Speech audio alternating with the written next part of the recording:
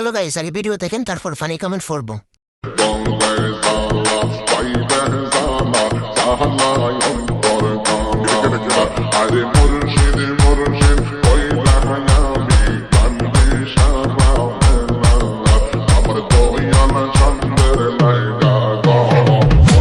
तो चलिए शुरू करते हैं। ওহো ভাই, এই গাড়ি কেমনে চালায় আমি বুঝি না। এটা তো অফু ভাইয়ের গাড়ি।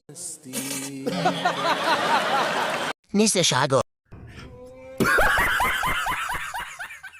কি জিনিস বানাইছে, করতে দিলে কিভাবে করতে ভাবতেই অবাক লাগে। অফু ভাই এই গাড়ি চালায় কিভাবে, আমি তো ভয় পাচ্ছি।